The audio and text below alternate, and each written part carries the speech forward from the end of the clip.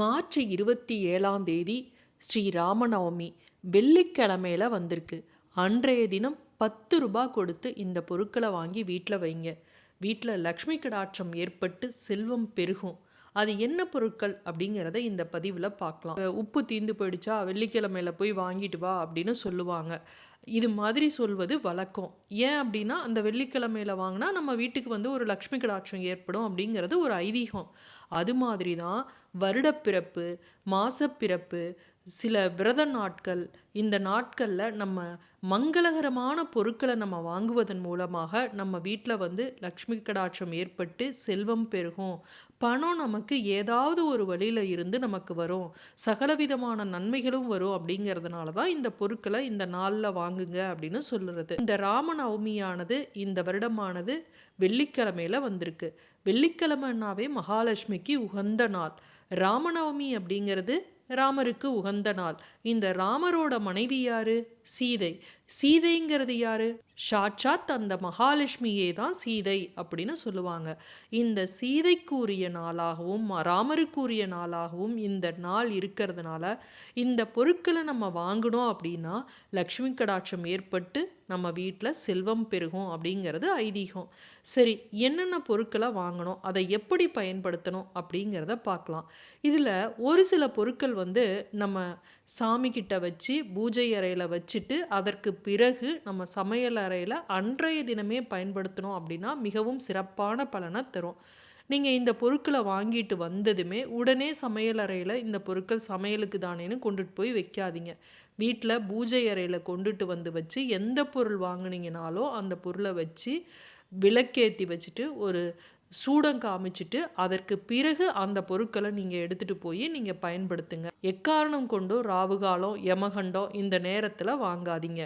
இதில் நம்ம முதல் பொருளாக நம்ம வாங்க வேண்டியது என்ன அப்படின்னு பார்த்தீங்கன்னா இனிப்பு பொருள். இனிப்பு வந்து எந்த விசேஷ நாளாக இருந்தாலும் வீட்டில் செய்வோம். விரத நாளாக இருந்தால் ஒரு பாயாசம் செய்யாமல் நம்ம சாமி கும்பிட மாட்டோம். பொதுவாக வெள்ளிக்கிழமையே மகாலட்சுமிக்கு ஏதாவது ஒரு இனிப்பை செஞ்சு வைக்கிறவங்களாம் நிறைய பேர் இருக்காங்க.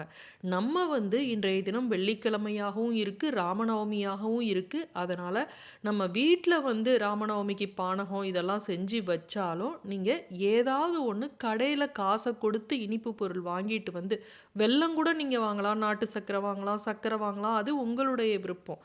ஏதாவது ஒன்று வாங்கிட்டு வாங்க. ஏன்னா இன்றைய தினம் ராமர் அவதரித்த நாள். நம்மளுடைய பிறந்த நாளை கொண்டாடுவதற்கே நம்ம ஏதாவது ஒரு ஸ்வீட் செய்வோம், ஸ்வீட் வாங்கிட்டு வருவோம் இல்லையா? அப்போ ராமரோட பிறந்த நாளை நம்ம கொண்டாட வேணாமா? அப்போ நம்ம இனிப்பு வாங்கணும்.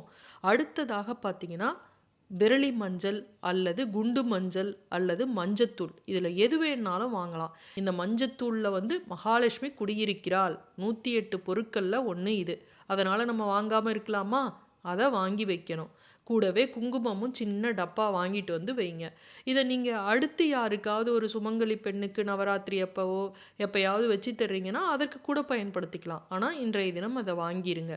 அடுத்ததாக என்ன பொருள் அப்படின்னு பார்த்தீங்கன்னா மகாலட்சுமி கடாட்சம் நிறைந்த பச்சரிசி வாங்கணும்.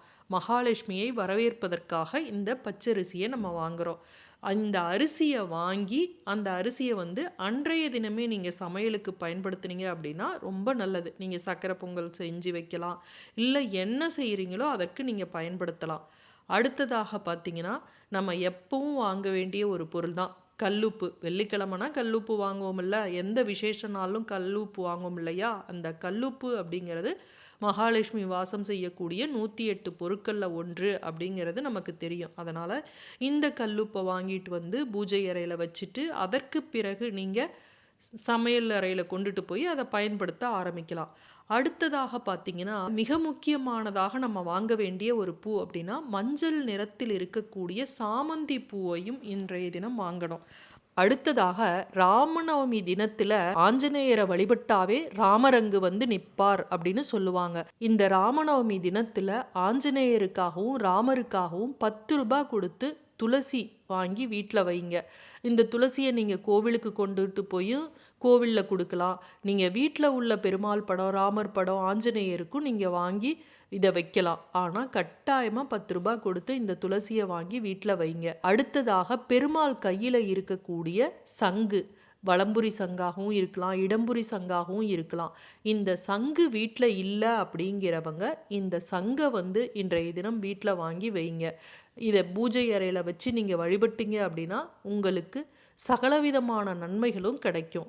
அடுத்தது பார்த்திங்கன்னா, இந்த வாசனை பொருட்கள் வீட்டில் இருந்தது அப்படின்னா நல்ல ஒரு நேர்மறை ஆற்றல் பரவும், மகாலட்சுமி கடாட்சம் ஏற்படும், சுக்கிரனோட அருள் கிடைக்கும் அப்படிங்கிறது ஐதீகம். அதனால் இன்றைய தினத்தில் மகாலட்சுமி கடாட்சம் நமக்கு கிடைப்பதற்காக பச்சை கற்பூரம் வாங்கலாம், புனுகு வாங்கலாம், அரகஜா வாங்கலாம். அது இல்லாமல் ஏலக்காய் வாங்கினோம் அப்படின்னா வீட்டில் வந்து மகாலட்சுமி கடாட்சம் ஏற்படும்.